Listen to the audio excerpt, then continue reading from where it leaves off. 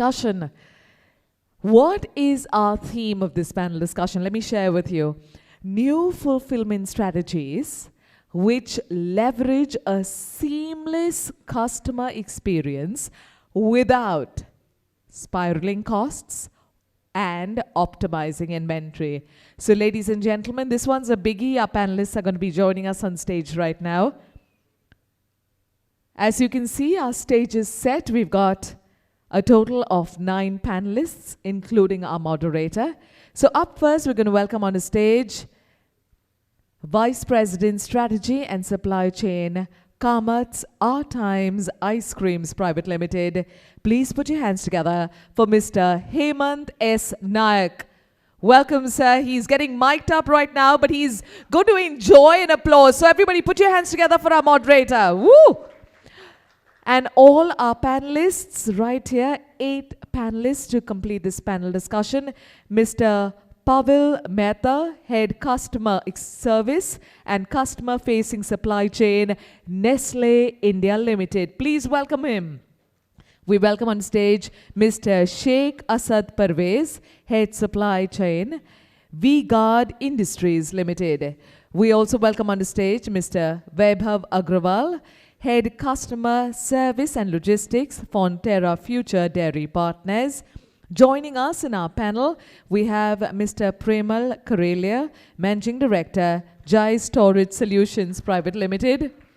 Welcoming Mr. Vijay Nagaria, Head Distribution Channels, Drums Food International Private Limited.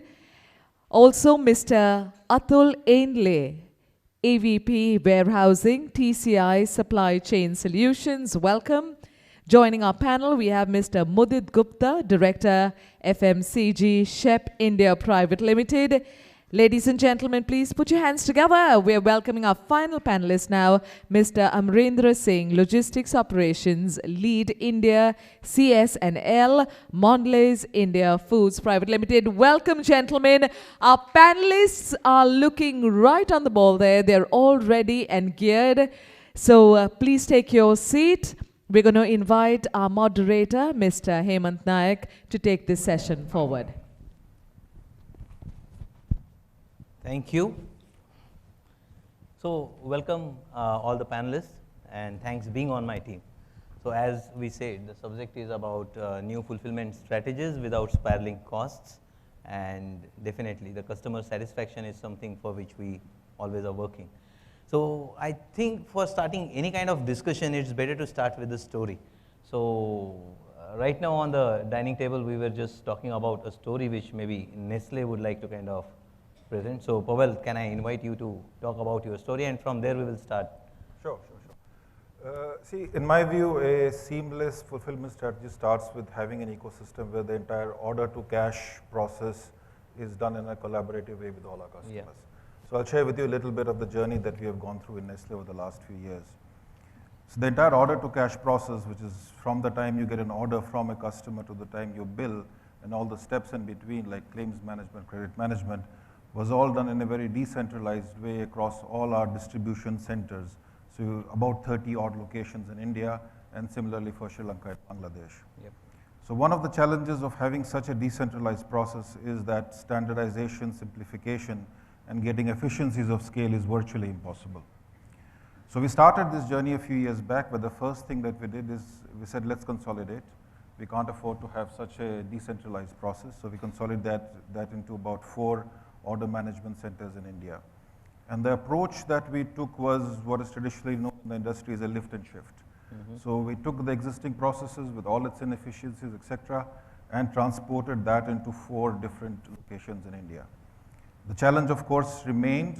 Whatever was inefficient at the ground level, at the distribution center level, basically got exacerbated at the national level in these 4 locations.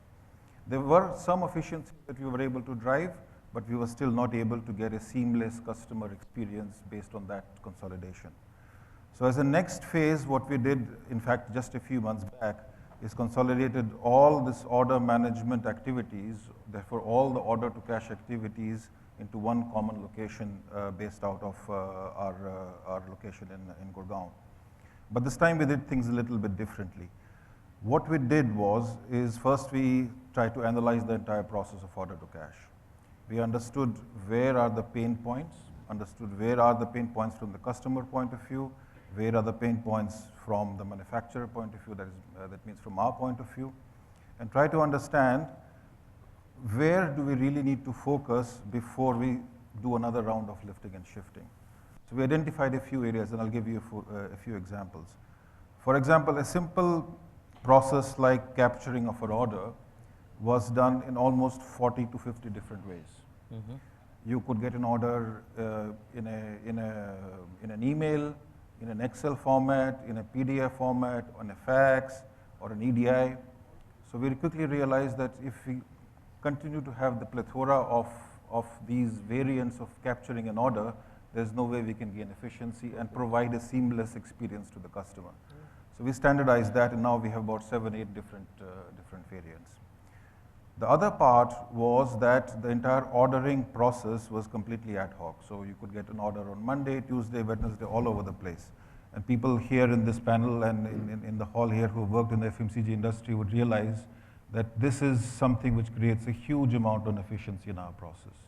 So just to give you a perspective, in Nestle in India, we process about 30,000 orders in a month and double the size of that as far as invoices are concerned, so almost 60,000 invoices.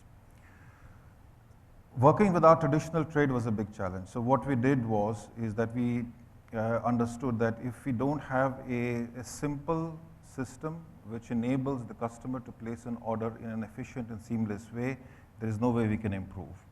So then what we did is, based on this understanding, we developed a very simple replenishment system where each of our distributor was able to plug and play that replenishment system on the existing distribution management process or system that they had. The advantage is that now you have a very transparent order processing, very transparent number of deliveries that you can manage. You can specify the replenishment frequency on that, and that starts to bring the efficiency in our process. Another simple example, again, people who work in the FMCG know, is claims management. We get about 8,000 claims from our distributors, all in different formats, all in different type of formats, etc. So we standardize that. So now with this approach, over the last few months, we were able to get the efficiencies of scale not only for us, but more importantly, offer a very seamless experience to the customer based on certain agreed norms, based on certain agreed SLAs and service agreements that we have with our customers. So that for me is a starting point for having a fulfillment strategy, which then takes off towards more on the downstream side in the logistics and the warehouse management. So this is a little bit of how we managed. Very important to understand is that for a large customer base like we have in India, I mean, I was listening to a couple of panels. A lot of work is being done on the organized trade and retail side, but for an FMCG like Nestle, bread and butter is still traditional trade. 90%, almost 90% of our sales comes from traditional trade. So we have to learn what is happening on the organized retail side, incorporate those learnings, and start to use some of those learnings on our traditional trade. Unfortunately, because of the complexity and the vast scale, very simple solutions are in fact the best. So like I explained, a very simple replenishment model integrated with the distributor management system of all our distributors leads us to having a very seamless flow of order processing, order fulfillment, etc., etc. So this was a little bit of how we have approached the entire order to cash process as far as Nestle is concerned. Perfect. While you expressed or told us about the story part of it, maybe definitely for inventory planning, you must be using some tools. So if you want to just touch base on that, and then I would like to take the same question to Vijay. Yeah, because just now you spoke about your growth story of 300 bottles to currently 8,000 replenishment stations and all. Right, yes. So maybe just if you can touch base on those points. Yes, again, I think you see inventory planning in an environment like ours where we have multiple distribution centers, multiple factories, we have 10 factories in India, and multiple customer sites is only going to happen through better and better planning. There is no way, and the customer demands, etc., are changing, so you cannot afford to have fill rates lower than 95%. So the main focus of inventory, of how we reduce inventory is through planning. So what we used to do earlier was to have a kind of an aggregated planning process, a standard SNOP. We very quickly realized a few years back that unless you bring down that planning process right down to the lowest common denominator and start improving that, there is absolutely no way you can manage inventory. So that's one of the things that we are doing, is started to improve the planning accuracies right from the corporate level to the distribution center level, and then now we're starting to work even in improving the planning accuracy for our distributors' plans as such, because that drives the whole supply chain. Perfect, perfect. Vijay, do you want to throw some light on toolkits you are using? So, am I audible, audience? Good afternoon, everybody.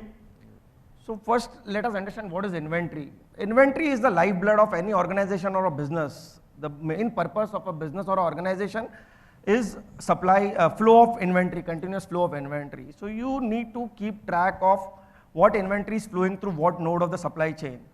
So this can be done through various methods. Like for a very small organization, it's done in a simple Excel spreadsheet.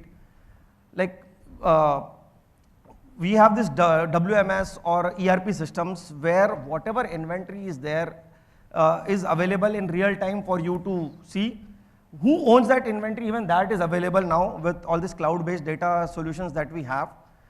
And we have to correlate it to the demand that is coming from that market, or what orders are coming from that market, and ascertain what level of inventory is required to fulfill that demand.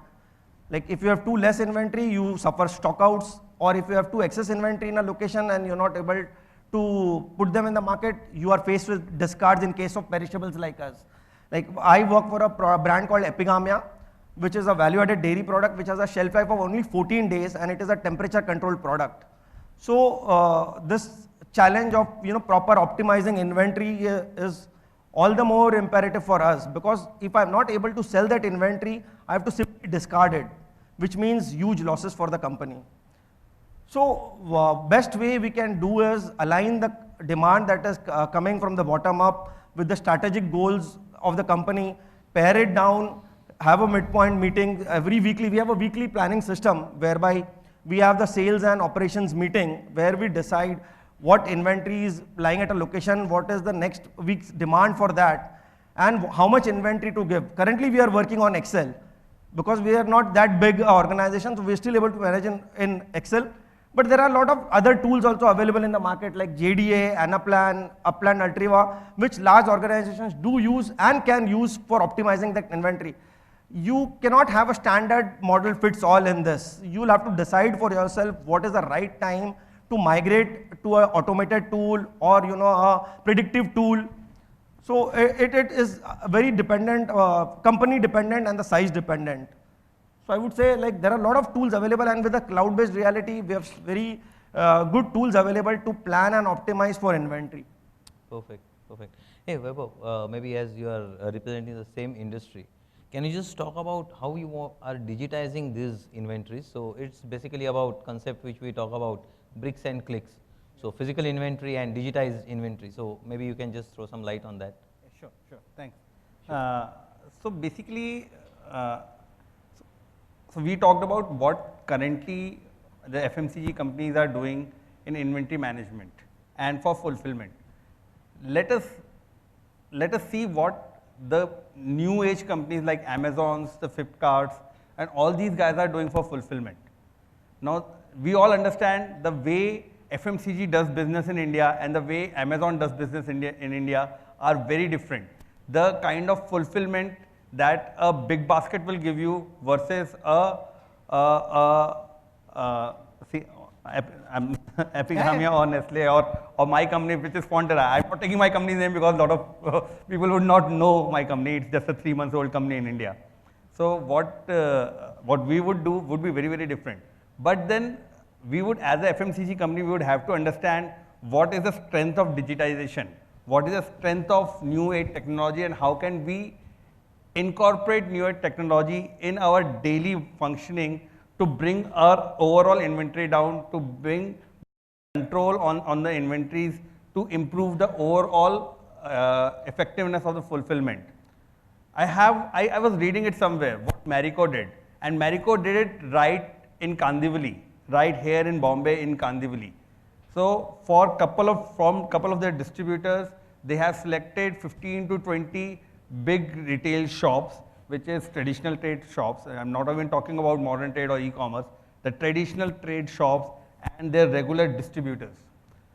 Now they have taken, so all of us take windows, display windows in our FMCG, right? We pay for the display windows for a month or couple of months, right? So they had put sensors in those display windows, and they are tracking what is kept in those display windows, what is the inventory of that display windows. And as soon as a product is picked up from a display window, is the retailer replenishing it back from his inventory or not? And how much has he sold? And they are able to track the inventory at the retail point, which is, I guess, the challenge for most of the FMCG companies nowadays. So they were able to track the output, the inflow in the retail point and the outflow from the retail point, the point of sales they are able to track. Not only it gives them a better data to do their demand forecasting a little better, but it also gives them an opportunity to know what is getting picked up from the shelf, what is driving. Is that driving because of the offer that they're given? Is it driving themselves? So I was in a situation when I was in one company where we were producing SKU X, the demand was SKU Y, right? But since SKU Y was not available in the market, the salesperson was pushing SKU X. For our demand forecasting, we always use sales history, right? So we were using that sales history of SKU X, and we were again producing SKU X only, we were not producing SKU Y. So we were in that catch-22 situation. I mean, these kind of sensors would help us know what the real demand is, and so that we can manufacture what really market needs. And I guess this is very, very necessary to have, to capture all this, and using digital technology, using IoTs, using concepts like blockchains, we can actually do that pretty seamlessly nowadays. And as multinational companies, at Indian multinational companies, we should start investing and thinking on those lines rather than coming from a very regular line of thinking and then move in that direction. And that's, so I guess Mondelez has a lot of visi-coolers that they have placed in a lot of, in almost all the retail shops. Coke has visi-coolers placed in all the retail shops. Why can't they put sensors in it so that they are able to track? It's not rocket science. It's quite simple sensors.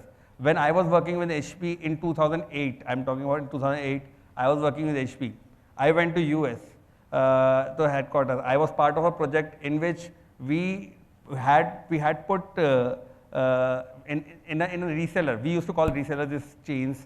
There was a reseller called Staples, the big electronics chain of shop. In Staples, we had put our own display panels in which we were putting ink cartridges, the printer cartridges, and as soon and there was weight sensors in it. So as soon as someone picks up a cartridge, a message would go back to HP that this cartridge has been picked up and built, so that everyone knows that this cartridge is selling. Now we have to produce and fulfill that. So if HP can do that in 2008, why can't we do it in India in 2019? And I guess it's good time for us to think about those and start implementing these kind of technologies in India. So, yeah, I would like to add to what Vaibhav has said. He's talking about the other extreme of using sensors and all. So that is one extreme of the leg. Whereas I will give example of my company. We are using a simple Salesforce automation tool for capturing this data. We have a Salesforce tool where the salesman, when he visits the store, he has to put the inventory lying at the store. And then while when he's putting the inventory, it churns out a suggested order, how much is to be placed in that store. And we capture that data all the way back to the HO. And that is built into the plan, like demand for the next week. What is lying at the store and what that guy is putting in. We match that. And then, based on these historical events which are recorded, we have come to a now optimum order size for that store, which is, we call it at the bead sheet. So every salesman has a suggested order of how much inventory he has to put at the store. So it is not that you need high-tech sensors and all to do it. It is a simple manual function also can fulfill that need. It is just how you apply that logic in doing it. That's what counts. Hey, great. Thanks to both of you. Now, as we spoke about the matters which are handled and the way the user industry is looking at it, maybe I would like to kind of move to the service industry a bit. So, Atul and to you, Parmal. My question is, in terms of ASRS systems or auto picking and WMS, warehouse management systems, what role it is playing into this kind of scenario? Hello. Is it working? Yeah. Hello. Yeah. All this while, actually, I mean, say, since yesterday, actually, we have been, hearing things about digital technology. It's a digital world, of course, actually, but digital architecture has to be in sync with the physical architecture. Yeah. If they are not in sync, there is no harmony. I mean, probably actually, I mean, then whatever, I mean, say what we plan or whatever we do is they are never the same, actually. So these kind of disruptions are definitely taking place, and there are many solutions actually that are available within the warehouse, actually, because outside also, because certain IoT devices actually, which what my colleague actually said, they are available, but within the warehouse also, because sometimes what happens is we don't know actually where the inventory is lying. In a large warehouse, post GST, actually, there is a lot of consolidation that is happening within the warehousing industry. These consolidation is also driving on the size of the warehouse, the number of cycles, the operations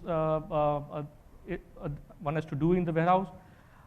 Then there comes a need for making it automate, not digital front on everything. I mean, say something, but on a physical front, on a physical architecture, like maybe the racking systems, the ASRS, the RFID tags, vision systems.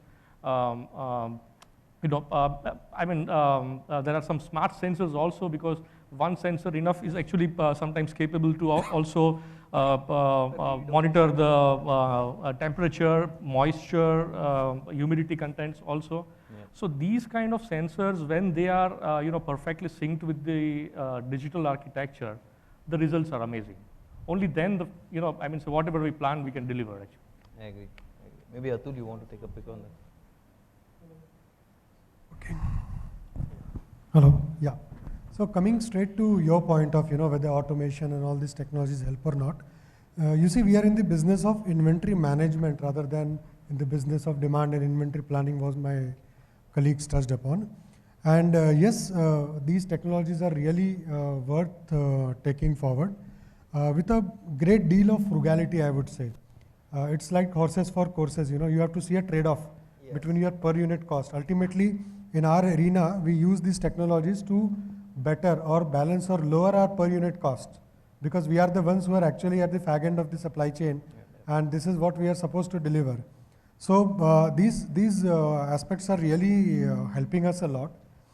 We have our own good experience of implementing automation, sortation system mechanizations, and they are delivering good results. They are really a leap forward to augment your efforts to bring down the costs. So definitely they are good to go. Thank you. Okay. Yeah, thanks. Now, Vaibhav, again coming back to you, maybe this fulfillment strategies and the customer experience, how do you relate these two things? See, I guess I define fulfillment strategy as what your customer feels about you. So your fulfillment strategy according to you can be amazing, but if your customer is not feeling delighted about it, I guess there is always a scope of improvement. So, and when I say customer, I mean, so they can be internal customers, they can be external customers. Yep. Now, I would want to focus more on the customers which give you economic value, that is external customer. So and hence I would want to say that one is your customer and second is your consumer. Both of them should feel delighted about your fulfillment strategy. Yep. Let me give you an example. For example, I'm in the business of selling chocolates. I'm sorry, Amrendra, I'm in the business of selling chocolates. And my customer goes to the shop and as a customer, I go to a shop and I'm not able to find my favorite chocolate. But suddenly when I come home, I see that a person is standing with my favorite chocolate in hand and says, sir, you went to market to buy this, you were not able to find it, here it is. how would you feel? Right, you would feel delighted. This is customer delight Right. we're talking about. if you go and try to find a particular flavor of epigamia and you don't find it in market, and suddenly after 1 hour your bell rings and you find a guy. I'd like to chip in out here. This is exact strategy that we follow at Drums. Like we have a policy where all the employees have been asked, you can go to any store in your area or in your vicinity, and if you don't find epigamia, come back to us, tell us where you went and why you did not find epigamia. And we ensured like within the next week, you'll find epigamia out there. Okay. That is also one of the reasons, and we are talking about customer centricity out here, right? The whole topic is that. So first we have to differentiate between the two, the customer and the consumer. Yeah. For a brand or a company, the retailer is the first customer. Yeah. And the end consumer of the product is the consumer. So we have to differentiate between the two. You are not being able to satisfy the consumer unless you satisfy the customer. First you have to sell into the customer, then only you will be able to delight the consumer. Absolutely. So there lies a layer that a lot of people forget, that like there is a difference between a customer and a consumer. Right. So we got to emphasize on this differentiation, and when you are able to sell it or pitch it to your customer, only then you can reach to a stage of customer delight. Agree. So that is my take on customer centricity. Perfect. Hey Amrinder, maybe you have a chocolate story. I heard Vaibhav talking about the chocolate story, and then Vijay talking about epigamia, and then what is this? So I'll just give you an example of a perfect order versus an imperfect order. So I have a breakfast routine, wherein I consume a nariyal pani, which is there. Now there are subscriptions available of nariyal pani, which is there for monthly subscription, and this is there. Now, when I talk about this thing, the daily routine is that the slotting of the order is that he should deliver between 7 to 8:30 in the morning. Okay. Now, if it gets delivered at 8:35 also, sometime I miss out on that win because I leave for office at that particular time. So the margin of error is kind of very, very thin right now. So when we talk about consumer satisfaction, the margin of error is it could be just 5 minutes. And that's what differentiates a perfect order fulfillment versus a imperfect order. And so earlier what we used to have is that we used to have customer service levels in terms of CFR, which used to be a measure of service for any of the customers. But then what has happened now is that what we measure is also a perfect order fulfillment. And the index for that is not only about the on time in full, but also in terms of quality, are we providing the customer or consumer a defect-free or damage-free product? And also whether we are providing it with perfect documentation. Now documentation post GST also has become a kind of a very big necessity. So that's what the complete perfect order fulfillment today is, and for getting to a perfect order, the entire end-to-end synchronization between the supply chain has to be there. Perfect. So that's what I would Just one point on this. Yeah, sure. See, the demands of the customers are changing dramatically. So, like he mentioned, a few years ago, it was good enough to give what we used to call in the industry as a case fill rate. That you ordered 100 cases, how much I was able to give you. Today, we are measuring line fill rates. Okay, you ordered so-and-so SKUs, etc. Tomorrow, the world is moving towards on time in full. Did you give me my product? Did you give it to me in time and in the right quality? But there's another trend which is happening very fast in the FMCG industry. Is the customers, even the traditional trade customers, are asking, how are you helping me to give the right service to the retailers? So what we have done, for example, is not just measure the service level that we are giving to our customers, our distributors, but started to measure the fill rates or the service level that the distributor is able to give to the retailers. So very simple matrices can help you. Does the distributor, for example, have any order loss when it comes at the end of the day? Does the distributor have even 2 days worth of stock based on a sellout plan? So the customers are becoming more and more demanding. And that's where, seamless visibility of inventory becomes imperative in our industry. If you don't know where your stocks are and you don't have real-time visibility of it, there is no way you can take the right decisions. Perfect. Maybe you would like to extend the same thought for your internal production planning, because right now we are speaking about or talking about warehouse management and from there onwards. So maybe if we can just on the manufacturing aspect? Sure. See, this is a big difference between being a retailer and being a manufacturer. A retailer runs on the basic principle that this is my demand, I sense the demand, and then I place the order on the manufacturer and I put the entire burden on the manufacturer to service me. A manufacturer has to make sure that the entire value chain is running based on the latest estimate of demand. See, traditionally in the FMCG industry a few years back, the way planning was done is you have a monthly block. Okay, I plan a monthly block, Right. Maybe even at a category level, and the main purpose of planning was basically sales targets. Perfect. That was the main purpose of planning. Now, a few years ago, with the supply chain becoming important, with companies understanding that supply chain is a competitive advantage, planning also underwent a change. We started to plan at SKU level, going down to the distribution center level. But still the mindset that this is a plan that I have to service and my entire back end or back end value chain is geared to deliver the plan Right. is slowly becoming obsolete.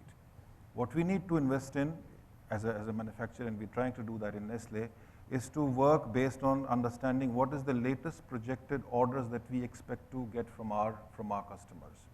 Now today, the advantage is that there are tools, there is a lot of data availability, you can do predictive analytics, all that kind of things, and you can actually, for the short term, 2 to 3 weeks, develop a very good model where not only do you get an estimate of what the projected orders are going to be, very quickly you can understand where those projected orders are different from the plan that you made at the beginning of the month.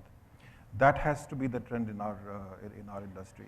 So what we do is we do that. Right now, the integration towards production planning and distribution planning, again, production planning is one aspect, Hemant. What is very important in the FMCG industry is distribution planning. Yep. Our networks are very complex. You have multiple factories and multiple distribution centers.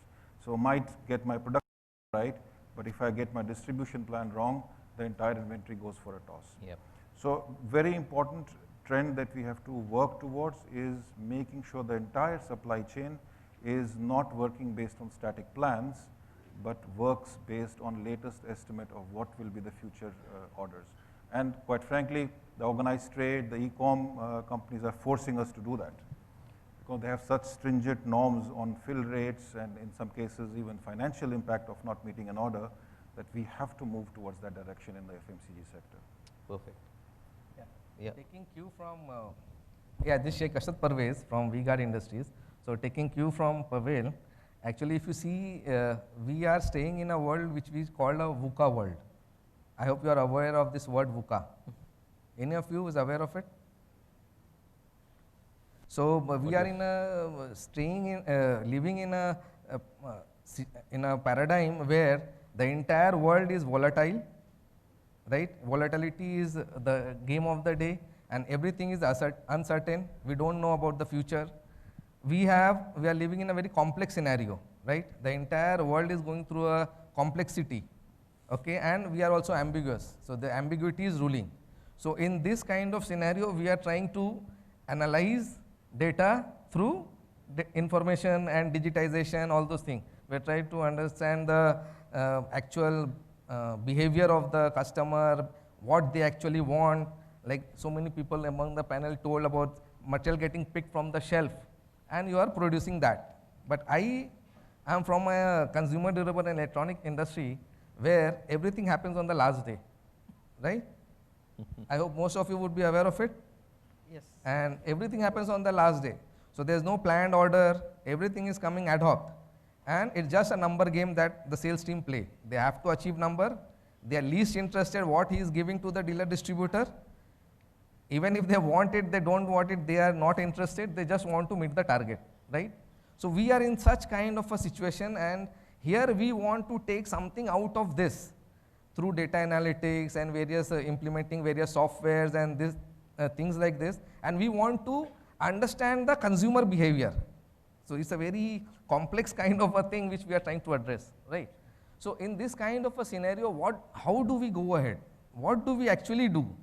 So like as he was telling about manufacturing, so we are into many different kind of products, and as you know, some of the RM or the semi-finished products of most of the product categories more or less remains the same. Only the final touching that we need to do to ensure it becomes a FG. So what we have done in our organization, most of the products where it's ambiguous, we don't know how the order pattern is going to come, we keep it at a semi-finished stage. You're right. Okay, so that it can be converted to a FG stage whenever and as per the requirement of the market. And again, because I am very close to the sales team, so I can say that if the sales team knows your stock, right, they will place order for stocks which are not there. Very true. Yeah, that is actually what is happening. Then in those kind of scenario, how do you judge what the customer wants? How do you judge what an end consumer, whether he requires it or does not require it? So this is a very difficult situation that we are going through, and I don't know, I am very optimistic with digitization. I think we would try to solve it.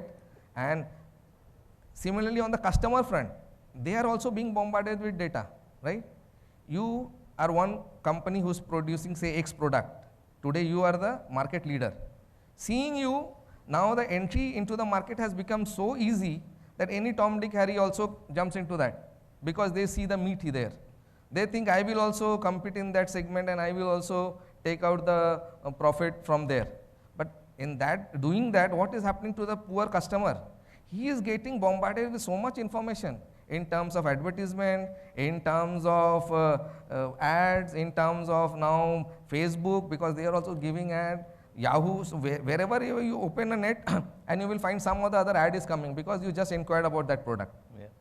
So consumer is also totally complex, he is perplexed actually, he also don't know which product is right for him. So bottom line, what he goes, end of the day, he goes to a shop thinking I will buy a Sony, okay. The moment he enters any retail store, some LG guy catches hold of him, then he brainwashes him, then he tells him both the products are the same. Then somebody else from MI will come to him, he will say both I have the feature and plus cost, if you see, it is 1/4. That is what happens. Ultimately I wanted to buy a Sony here and I land up buying a MI. So how does this Sony guy who was implemented lot of digitization, everything, how does he does his product planning? So we all are in that kind of a scenario, the world is like that. So in that, still I will be optimistic that we want to implement data, so much data. Now data scientist has also come, the new profile that has also been floated now, I have seen. So courses have also started on data scientists. So I believe that with data we will try to do something, and let us see. I think it will be better for the society. Yep. At least my only worry is that this resource is very limited in this universe. We should not misutilize the resource, right? That is very close to me, because if you see, we are destroying Earth and we are trying to find life in Mars. I don't know what Mars is going to help us. That money we could have spent in beautifying the Earth, right? But that is what I also fail to understand, why our thought process is also going in that direction. So how many of you have seen one ad? It's a very famous ad that I've seen, and it's a very good ad. So there's a room, people are asked to come with their children, okay, and the children are kept in another room and the parents are kept in another room. So there are two separate rooms where they are sitting. Color crayons are given to the parents and they are asked to make some drawings, right? So they make the drawing, very beautiful, colorful drawings they make of whatever they feel like, okay? And then with the left, then the parents are asked to go, okay? Then with this leftover colors are given to the children, right? And they are again asked to make a drawing, right? And poor children, they have no colors in hand. So where the drawing that later on when it is displayed, it is seen that the drawings of the parents are full colorful, and the drawings of the children are in black and white or in brown. So that is what we are doing to the society, right? So again I would like, and as I said this story, pardon me because out of context, because we are supply chain managers, right? And we are also dealing with resources. So we are, some of us are doing end-to-end supply chain from procurement till the end customer is getting. But in this entire process, I see lot of wastages happening at every sphere. So lot of wastages is happening, and those wastages are ultimately wastage of the resources. Whether it can be human resource, it can be material resource, it can be many resources. So we as supply chain managers, we have to take care of this and move towards a more sustainable, and we keep earth a better place for other going forward. So this is out of the context. I know you will kill me. No, So you I just thought of saying this You are because perfectly bang on. So I was about to ask you about the how we should address agility in terms of customer experiences Yeah, or so- expectations. Yeah. And you spoke about that. But not only agility is not only needed for the customer satisfaction, but current framework in terms of regulatory or otherwise compliance is part of it. That also is changing. So you said the thing, and I am asking you question after that. So maybe if still something is remaining, you yeah, can. so if you see in supply chain also from our side, we can be, the company like CHEP has come in. So I'm very happy company like these are coming, where earlier days we used to buy pallets, right? So all the companies, imagine they are buying pallets. So what we are doing to the society here? We are cutting down trees. But with this concept of CHEP and many people coming where you can rent it out, so that entire things have shifted. So we are moving towards a more sustainable supply chain, right?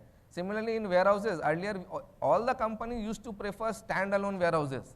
Like they will not give to anybody as if it is NASA or something we don't want to share with others. It was like that. My stock here, how can you put other customer stock here? But now with 3PL, 4PL coming, so this concept is also changing. We are going for a concept where it is a shared facility. So everything gets shared. So resources, everything. So the wastage is not basically the elimination of wastage, right? Yep. So Hemant, I would Yep, like to please, add, please. we're talking about supply chain, outer managers. I think taking it forward from where Asad has left it, we should now be renaming this as resource management. Definitely. That is going to be the key to the future. We, rather looking upon ourselves as supply chain managers, should be focusing more on becoming resource managers, because that is the only thing that is, depleting. All the resources are depleting all the while, and we have to be very careful and with whatever resources we are consuming. Like I come from a dairy industry, food industry. For me, like if the product does not sell in a certain period of time, it is just discard, and it is precious food resource that is going waste. So we have to make sure that everybody in the organization, right from the sales guys to the planning guys, everybody is conscious about the fact that if they are overestimating or they're not sticking to the plan and not able to sell that, we are wasting precious resources. So that is something we need to inculcate in our strategies for the future. So in SNOP meeting, we have to be ruthless. Yes. Don't take whatever they are giving here. So SNOP, here we have to take the data. We need the data support. Yes. Be ruthless in SNOP. Don't care about your job. Most of us don't do that because we care about our job. Huh? So and we however think positive that we want to be in terms of that framework, mind framework. Huh? Yes. What sales So asks I'll and just add what we on to can this. deliver. So one of the factors in our SNOP meeting in our organization is, judging the level of discards. Yep. Like every week we track discards at the node level. At each depot level we track the discards, how much discards were happening, and based on that inventory is allotted for the next cycle. Perfect. So that is one of the brilliant practice which everybody should incorporate in their planning. Sure. As you rightly said, maybe resources we are consuming and the resources we are wasting. So that brings us to the point that is, we normally talk about sustainability. as such. Sustainability, yes. So maybe Amrinder and you, Mudit, you want to talk about it. Yeah. Cue from Mr. Asad, what he said about being resourceful and managing our resources. So I think in the warehousing and distribution space, what we can do is, one part is that if we can get to zero net energy, which is more to do with whatever energy we are consuming in our warehouse, can we do that? Can we generate that kind of energy? So we are still distant on those things, but what we can do in warehousing is more to do with, at least on the peripheral lightings. Like what we have done in Mondelez is that some of our warehouses, we have the photovoltaic cells and solar panels for the peripheral lighting. So that's one part. In most of our factories, we have the solar panel, this thing. So that's kind of getting us to the zero net energy thing. In terms of water and carbon, how can we be more positive? It's something which we'll have to think of. we as Mondelēzian are currently water and carbon positive. And a lot of effort has gone over the years in terms of how do we get to a water and carbon positive. So all the wastewater treatment, etc., we kind of have plants wherein the wastewater which is treated is also potable. You can drink that kind of water. So those are the things which have been done. Also, a lot of space is there in most of the plant locations and all. So if you do there is an activity called sequestration, which is more to do with planting of trees in those areas, which can kind of negate the effect of whatever carbon you are emitting. So there is a lot of carbon sequestration which is being done, not only at our plants, but also at some of our cocoa farming locations. So that's something which we are trying to do, is that making the environment and making the environment much more sustainable and getting to a more eco-friendly kind of supply chain. Perfect, perfect. Hey, and Mudit, yeah, you. Yeah, and Parvez, thanks for just pointing out about CHEP saving on the trees, because it is very unlikely that people relate timber pallet with sustainability. But let me just talk about my organization. We have sustainability goals of 2020. And just now, last week only, our financial year 19 sustainability report has been published. So through our share and reuse model and our circular economy model, we have saved 1.7 million trees from being cut. We have saved 1.4 million tons of physical waste from going into the landfill. And if you talk about customer collaboration, then transport collaboration, through various transport collaborations, we have saved 94,000 tons of CO2 less being emitted. I, as a person, if I count we have around 12,000 employees across the globe, 1.7 million trees being saved, that divided by the number of people we have, I myself here have saved 144 trees from being cut. So that is the kind of sustainability that CHEP or Brambles as a whole we are talking about. We have 2020 sustainability targets, and we are also now focusing on the Zero Waste World initiative, where we are partnering with many of the like-minded companies across the globe, where we are working with them to have more agile and sustainable supply chains. So these are the kind of work that we are doing with organizations like you and others across the globe. That's, Hemant, that's about sustainability. And again, bringing back to maybe the consumer industry, which is like Vijay or Vaibhav or Amrinder, you can take this question. How your actual planning in terms of precision, how you manage that particular part? So planning is there, but precision part of it, how do you manage that? Okay, let me start. Yeah. It's a tough question for me because we are just 3 months old company. We do not have any sales history, right? So how do you predict your demand without any sales history? So right now in our SNOP meetings, especially sorry to disturb you, but I can't ask this question to Asad because the way he explained the whole thing, precision is like miles away. Sorry. It's all, you know. I totally understand. We are sitting in the same boat. No, so what we do right now is we manufacture to demand. So we do not. So let me tell you something about my company. I work for a dairy company, Fonterra Future. It's world's third largest dairy company. Oh. It's been 3 months that we have launched our brand in India by the name of Dreamery. Our product is right now not even available all India. It's available in selected markets.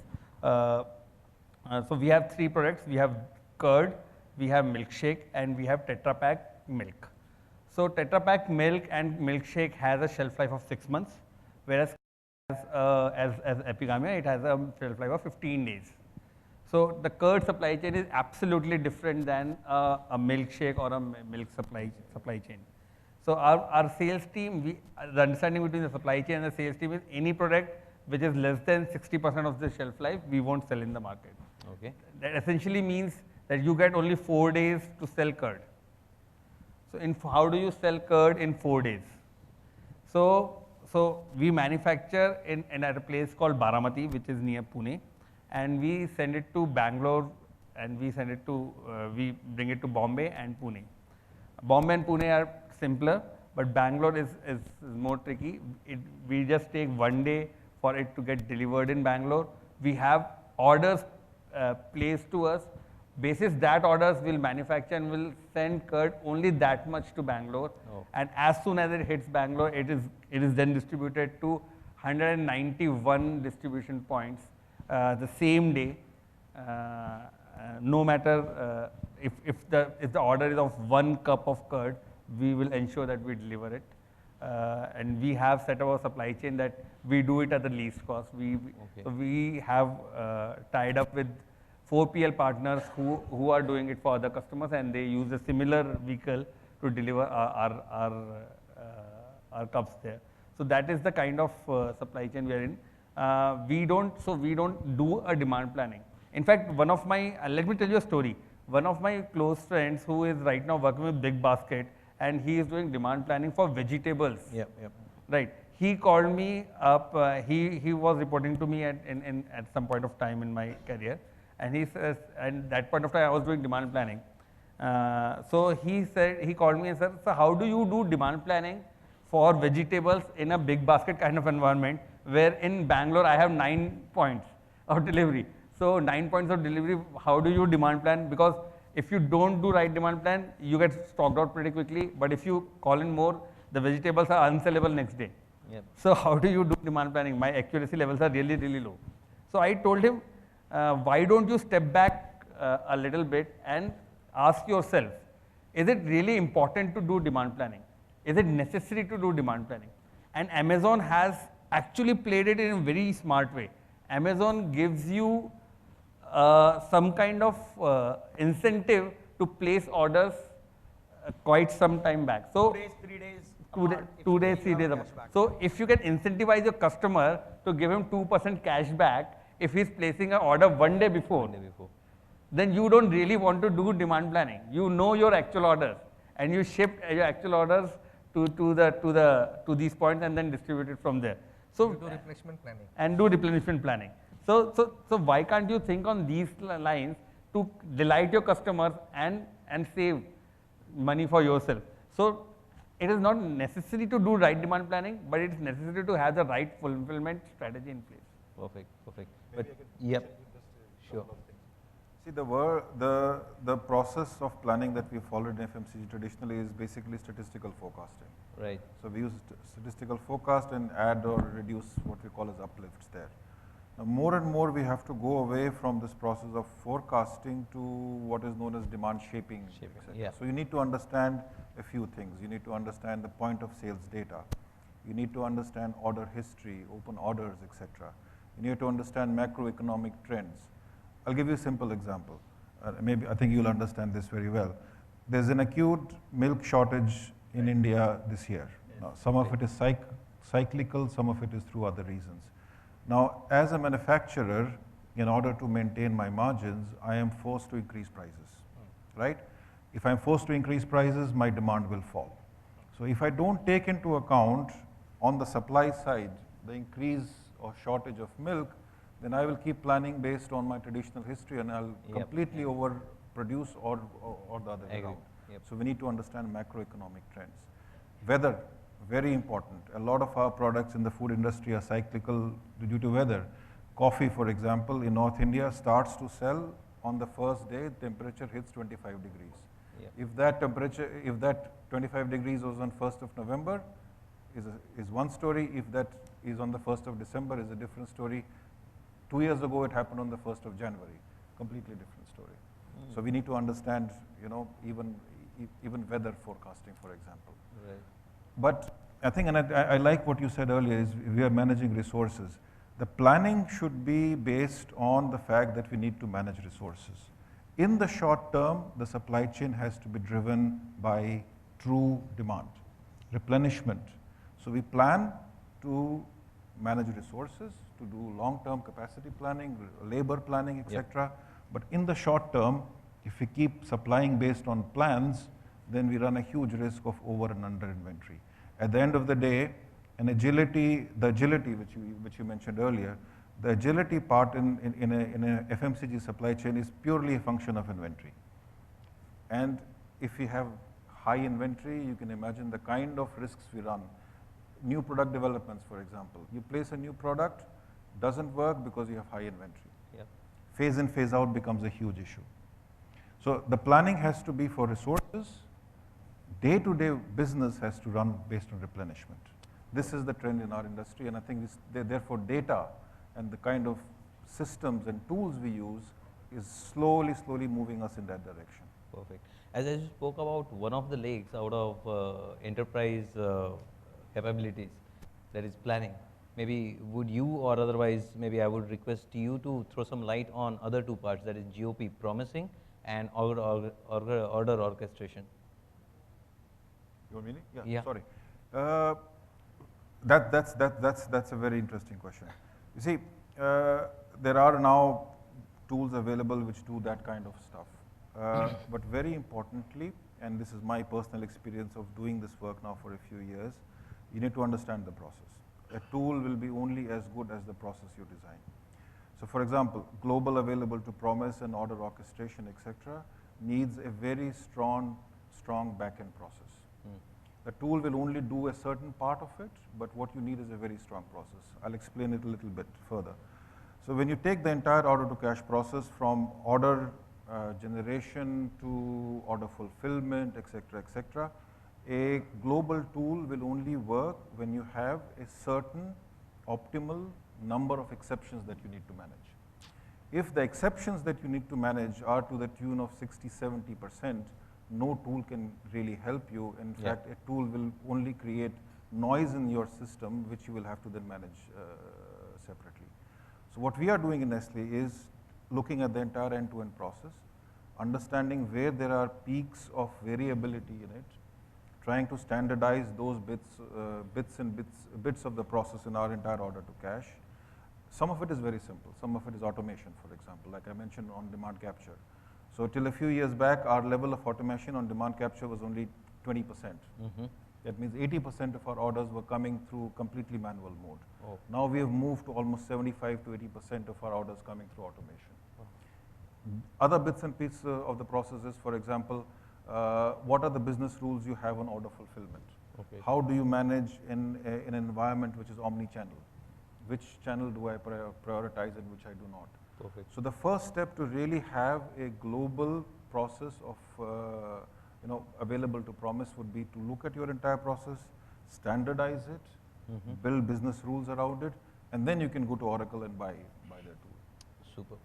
Maybe Amrinder, you want to extend it I would further? kind of allude to the fact what he's talking about in terms of global order promises, and then the capable to promise, which is more to do with the in-transit stock also it takes into account and this thing. Yep. So what we have also built in is kind of tools which are not, I would say the global companies have built in, but then what they have done is that they have built in certain kind of constraints to the scenarios which we have more to do with what we have in India.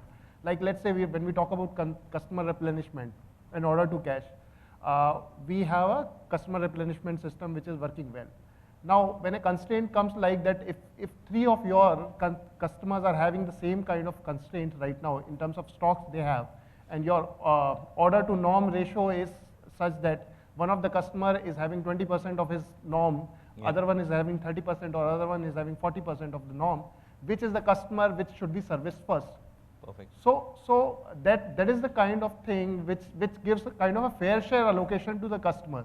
That has to be built out of the system, so that when you do the complete order encoding and processing, what happens is that the person who is having the lower stock and is in requirement of that stock gets the priority first. So that is something which is more to do with what is Indian scenario, and hence it's much more customized to our requirement. Right. Premal, you want to take a shot this? Hello? I think actually, with this technological advances and the demand planning and everything that is going on, surely actually it is actually forcing supply chain and warehouse managers to really think upon replenishments or the shortages of the material. But on the other hand, actually, what I feel is, because there have been actually multiple channels of supplies that have been going on, like for example, e-commerce, omni-channel route, direct supply. In a way, these are something actually which are non-traditional things actually of replenishment. But as we progress, I mean, say as we progress into the advent of Industry 4.0, and with the disruptions in the technologies that we see actually, which is driving our daily lives also, our warehouses are going to be more and more mechanized, more and more automized. But this can be some kind of limitation also at some point of time, because we are not at a stable stage. We are continuously finding new and new ways actually. So what these actually systems are required is, when a particular say kind of automation system that has to be implemented into in a particular warehouse, it needs to be seen that these implementation or say the capital investment that one is putting into the warehouse is coming with an advantage of cost reserve and at the same time flexible in future. Yeah, so so we should be implementing those kind of systems within the warehouse. Something, if we have actually something very standardized something, then maybe actually those systems may not work. Even the packaging, packaging actually it changes from consumer to consumer, market to market. So my take is whatever investment one does has to be future ready.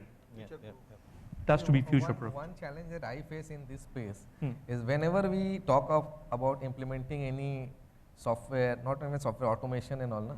And in India being a country where labor is very cheap, right? We are a human intensive country. So our strength is human. Unlike other countries, Europe, or where the cost of human is much more than automation, right? So that is why so here, how do you suggest that we can calculate the ROI? Because calculating ROI becomes a really big challenge for us. Yeah, exactly. When we see a cost of human doing some work, and the same thing if you are going for automation or this thing. Yeah, I guess actually it's something to do with the study actually that one should be having, because post GST, I think, I mean, say we were discussing about, say, during the lunchtime also, a lot of consolidation is actually happened, but I mean that consolidation is not really happened to the level it should have been. I mean, maybe actually only a first stage of consolidation has happened. These consolidation, if I'm sure actually all of us will agree actually, that has brought some amount of throughput efficiency requirements in a warehouse. Yep. The more throughput that one will require, the more dependent a warehouse will be on the automation. So that is how actually the ROI should be calculated. You should have a certain throughput capacities actually.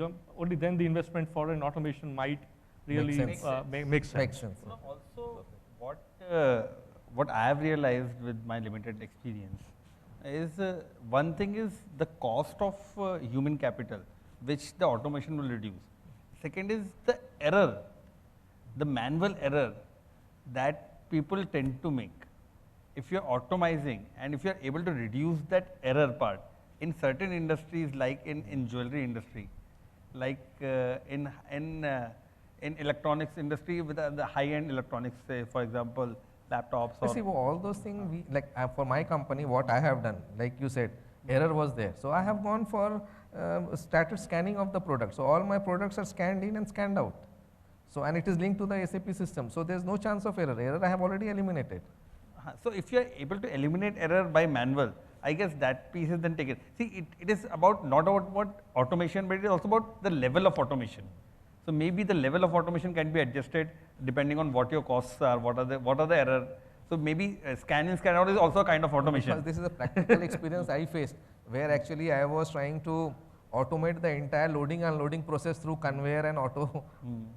Scanning will be done and it will be, that actually did not work out. I don't know.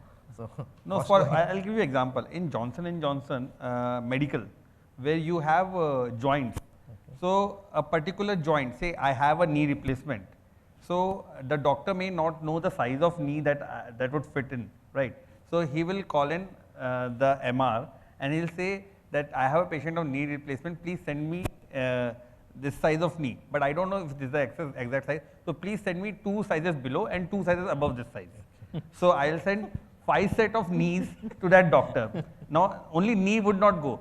The bolts will go, the screws will go, the entire set. So there are at least, with every size, there are at least 15 to 20 items that will go to the doctor. So with this, I can relate why they charge us more. So there's opportunity where the resources can be saved and cost can be reduced. So the five knees will go, and then 4 of them comes back. Right. So one doctor uses whatever fits in, and then 4 comes back. And now multiply it with the number of SKUs. So there are over 19,000 SKUs. So so look at the complexity of the warehouse which sends it to the doctor and then receives it back every day. So hence the automation helped them to manage their inventory better. Otherwise they had no clue what's going out, what's coming in, what's in the.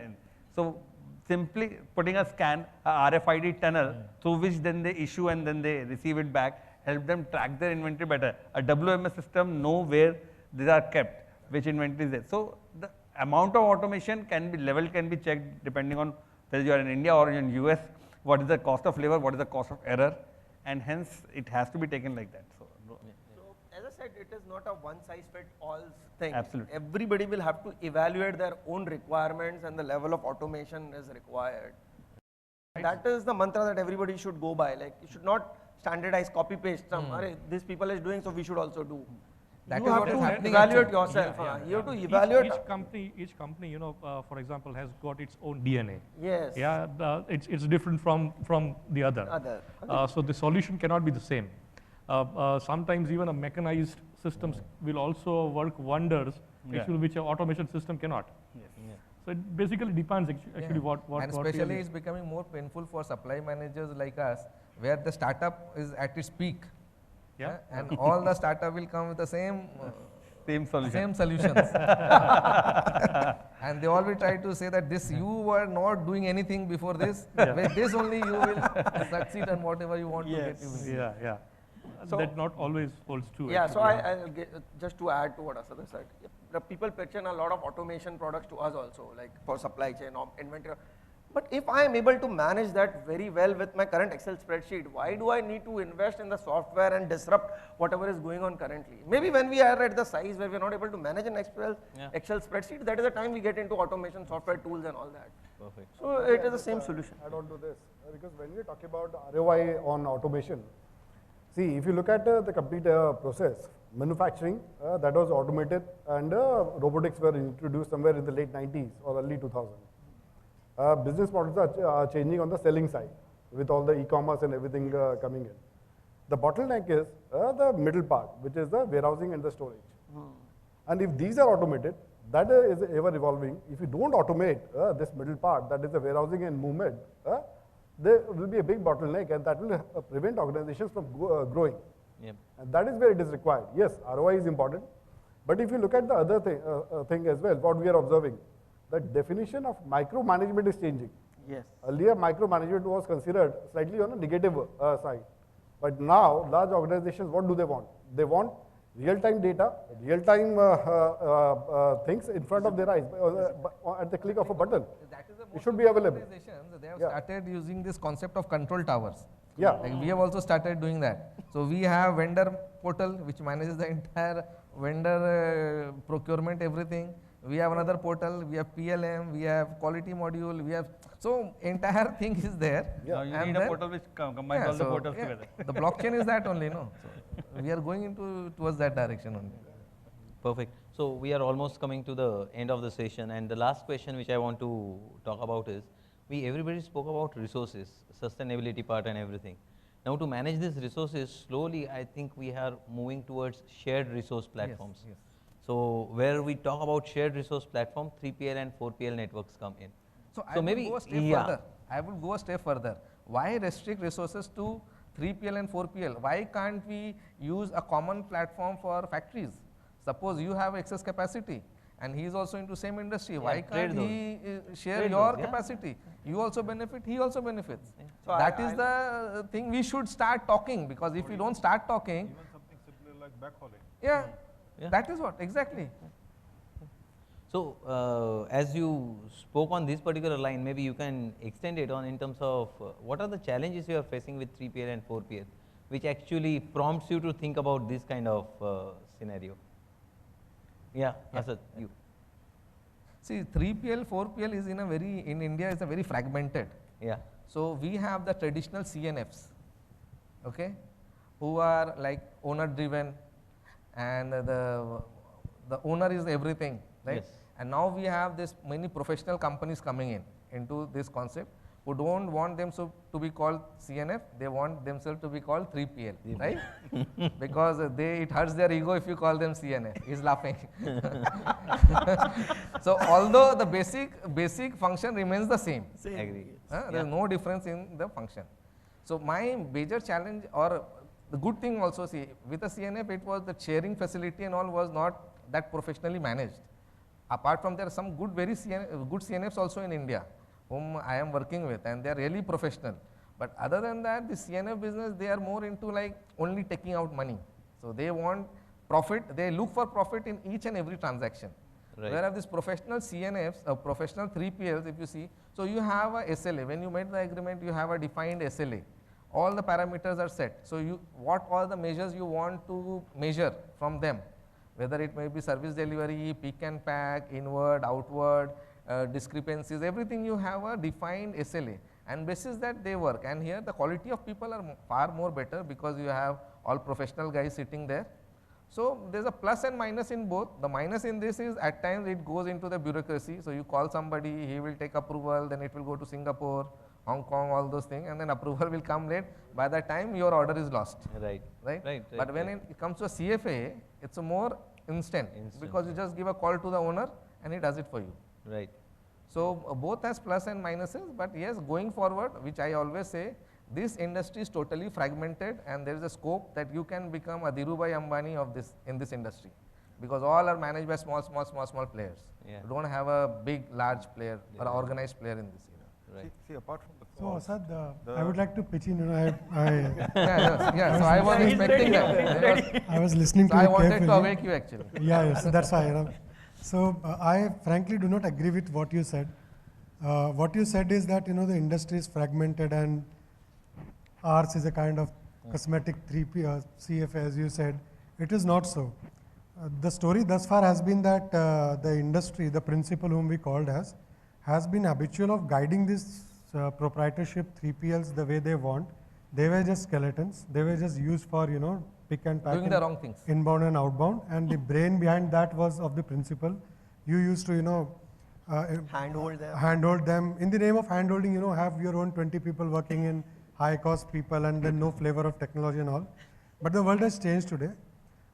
In our world, in our professional 3P world, what differentiates us and the likes of us with the CFA or the thought behind that is we know the science of managing DC. The larger the collaboration is, the larger is our involvement, and it's all about capability. It's all about the capability to deliver, and when I say capability to deliver, it's a host of things. It is your capability to have a capacity to manage a certain size of warehouse. Today we manage a single warehouse of 6 lakh square foot. So CFA will never have that bandwidth. To manage a 6 lakh square foot warehouse, you need a bandwidth. You need a capex of 50-60 crores inside that warehouse. Leave aside the building and civil cost of that. With that capex, you need that bandwidth. You need that white money to bring in and operate with that. Secondly, the state-of-the-art KPIs. Now there is either 100% or 0%. There is no 99.99%, which used to be there in the industry previously. It's all on Six Sigma levels. The customer ask is on Tathastu level, just ordering something on 9 p.m. and tomorrow morning it should be at your gates. So it's a lot of challenging things, and thanks to these e-commerce people, they have really proven what real 3PL challenge in India is. What is required today is scalability and descalability.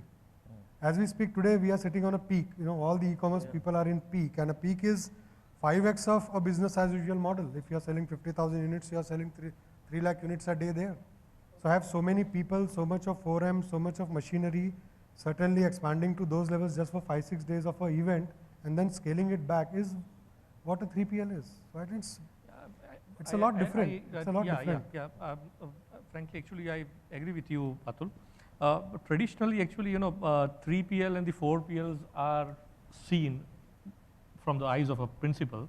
Of course, I'm not a principal of this thing, but they are seen only as a service provider. They are not seen as a value-added service providers. Yeah, they are not seen as something. I mean, say you add value to the product or something, which the e-com does. So that is something actually which I mean, from the eyes of the principal, they have to change. The change. view has to change. In fact, it's not the eye of the principal which has to change, it's the act of the principal has to also change. We have all learned this is all about collaboration, Yes. So why do you want to hold anything which a warehousing or 3P industry wants to do? What's routine for us is something exception for you. Why do you do that? You have to just leave everything to the 3PL. They know the art of doing it, art and science of doing it, and then you can only reap the benefits of it. If you want to handhold and guide them through, it will not deliver. So it has to be at a partnership level. Exactly. It has to be seen at a partnership level, collaborative. What we are talking in the earlier panels today also, it's all about collaboration and viewing third-party logistics players as your partners in business, in the growth story. See, that is what is expected from them. So when the moment you go to a professional guy, why we outsource? First of all, the question is because we think there is a professional guys, they will bring value to the system. Yes. They will tell me a better way of doing than what I am doing. But that is the thing actually we are outsourcing. For example, my organization, I manage more than 1 million square feet and we don't have a CFA. We are managing on our own. It's like I'm running a 3PL company. But after I have joined, I have started going into that process where we are planning to outsource to professional guys. Hey, thanks to all my team members or panelists to kind of bring such a enlightening experience live in front of this audience. And now with your permission, I'll just open up the session for Q&A. Yeah. So audience, if you have any questions, yeah. Mic. Can we have a mic up here, please?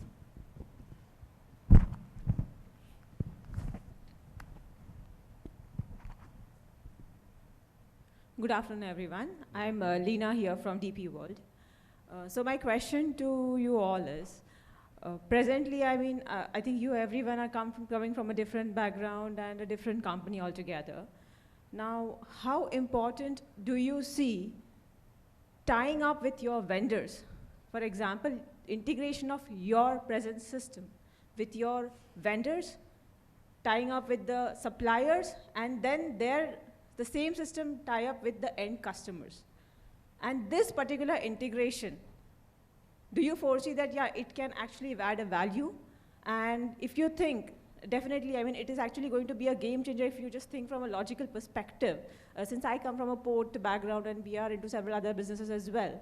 But how much integration will actually matter to you when you foresee that, okay, if presently you being the manufacturer, for example, your integration, like you want to place an order, so you have to import something from a particular country. So your system integration, getting a one click of button and your particular supplier is getting an intimation, I want so-and-so order.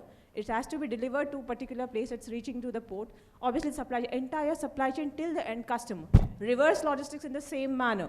For example, something has to be replaced, customer clicks a button, you come to know, okay, this has to be replaced, or okay, this particular thing is getting over and he needs a replacement, whatsoever.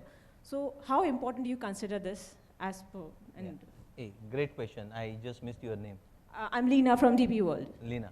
So the first thing is whether you consider the supplier as a partner. So one, whether you have a strategic relationship or you have a tactical approach. So if you have a tactical approach, it's like press button and I want it, anyhow, somehow. But if it's a partnership approach, I think your limitations are known to me, my limitations are known to you. The tools which you are going to use are known to me, but only thing my bandwidth is reserved and preserved for something else. Right. So if I am making ice creams, my bandwidth is preserved and that's the know-how which I am having. At the same time, my supply chain management part of it, or logistic rather, or otherwise a particular, say, dry fruit or whatever. So that particular capacity and capability is sitting with you. Right. unless and until I partner with you, I can't expect full-hearted, wholehearted support. Right. So transactional or strategical, that is the key. And once you define that, I think you are into partnership mode. And then everything is open. So open book policies in terms of your cost, open book policies in terms of your limitations and your know-hows, everything comes into play. Maybe Asad, if you want. Yeah, adding to what you are saying, see for me visibility is everything, right?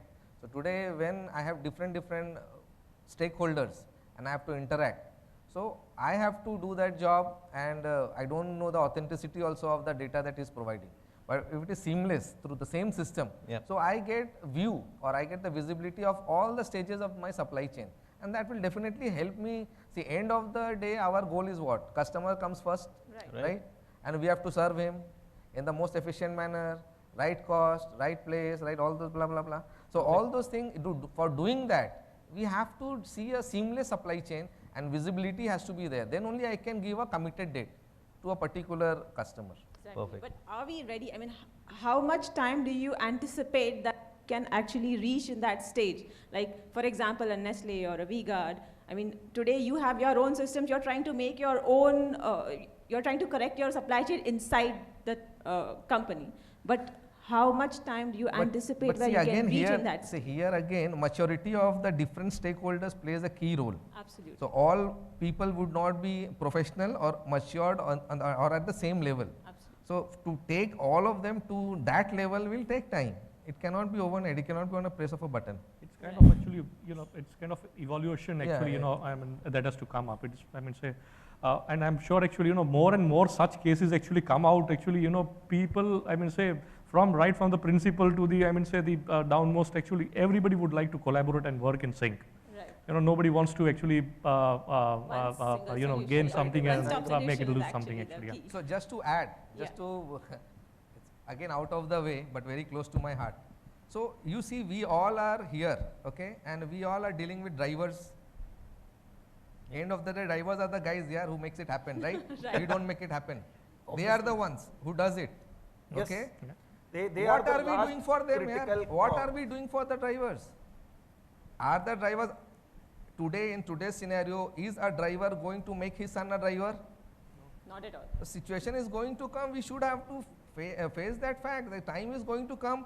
Vehicles will be there, technology will be there, everything will be there, but there would be no person who would be carrying this Driving. material. No person driving the truck. Yeah. We foresee What that. are we doing for and drivers? it's Nothing high we are time. doing. It's high time we realize that. Already. Yeah, thanks, that is what. so thanks, Asad. You realize the importance of us. We really do. We really do take care of our drivers. So you take That's care how we. of your driver, Yeah. but your As driver a is not industry the general. world. I am Not of the world, of concerned course. about the. So as a Society supply as chain a- managers, as most of us are sitting here, we should do something here. We should ensure our transporters are doing it. Like we have, when we do the checklist, we see this is done, that is done, all the compliances are met or not. So in our compliance checklist, this also should be one of the point where training of the drivers should be there. Absolutely. One interesting actually, example comes to my mind actually, about say 3-4 years back actually, we built a distribution center for a particular customer near Pune. And that is actually a central distribution center across India.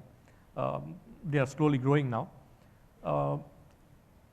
On an average, actually, the vehicles that come there for loading or for unloading, they take about 6 to 8 hours. They have to wait there. So what this particular company did is actually they realized actually that there is a lot of wastage here actually, of human resource wastage actually. So they started giving these drivers some kind of work, like maybe actually cleaning the premises, maybe planting, maybe watering something on them, so that they don't sit idle, they work. And then they are paid on an hourly basis. So that becomes an incentive for them also. Really nice. It's very, very interesting and very thought-provoking. Yes, very interesting. In fact, when I was with Hero Honda, in my first job with Hero Honda in the manufacturing unit, I was working in stores for some time. And at times, the lot of our vendors were all just on time, right? In automotive industry, it is all about just on time, right? So a lot of our vendors were just on time. And as soon as we need stocks, you would realize that the vehicle is standing right outside your gate. Now the vehicle is standing there for last 4 hours, 5 hours.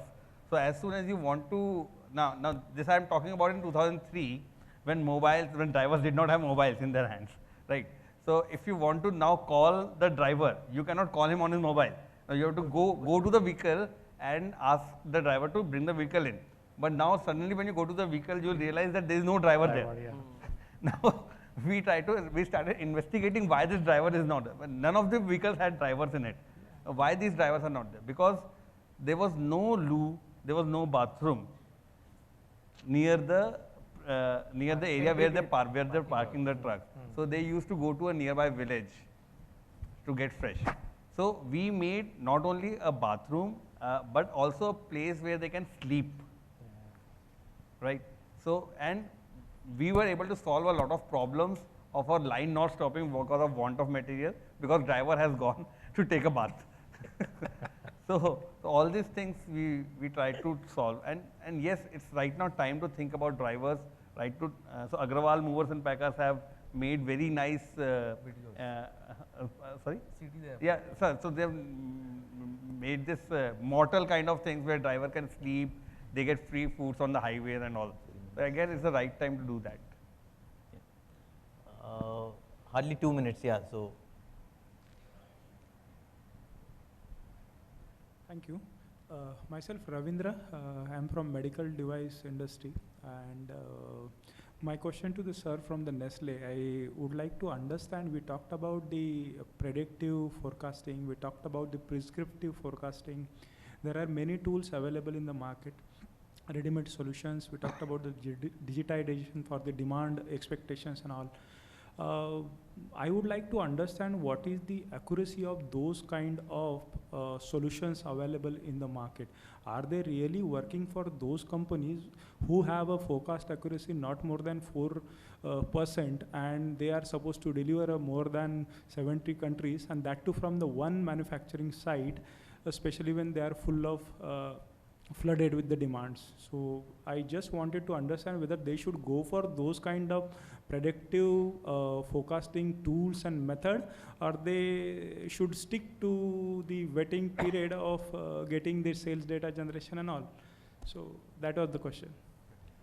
Okay, so I think what you need to do is understand the holistic nature of the supply chain. So if you have very poor planning accuracy, you're obviously compensating that by having higher inventory or poor fill rates, right? The other part is you have to understand how the planning accuracy works. It will be fairly accurate at, let's say, national corporate level and fairly inaccurate at the lowest distributor level. Once you have understood that, then you have to design your supply chain. And the primary driver of designing your supply chain will be two: what inventory you want and what fill rates you need. The accuracy will then just be a function of these two. Now, the experience with some of the tools is that you, from a fairly basic 20% accurate, over a period of a few months, you can go up to 50–60%. This is my experience. Now, going beyond 60–70% is then another level of efficiency that you have to bring. But that increase from 20 odd to 50–60% is possible to do in a period of about 6 months. Thank you. Yeah. So I'm taking this opportunity to thank all of you, and to Mr. Harish for giving us this stage, and to the audience. Thank you. Yeah. Thank you. Well, we've got the mementos for our wonderful panelists. This was one panel that I'm sure everybody was glued into, and I think that the interaction with everybody, that was really engaging. Thank you very much. We'd like to request our moderator, Mr. Hemant Naik, to present a memento to each one of our panelists. We'd like to thank Mr. Pavel Mehta from Nestle India Limited. Thank you very much, sir. Thank you for joining us in this panel. Thanking Mr. Sheikh Asad Parvez. Thank you very much. Mr.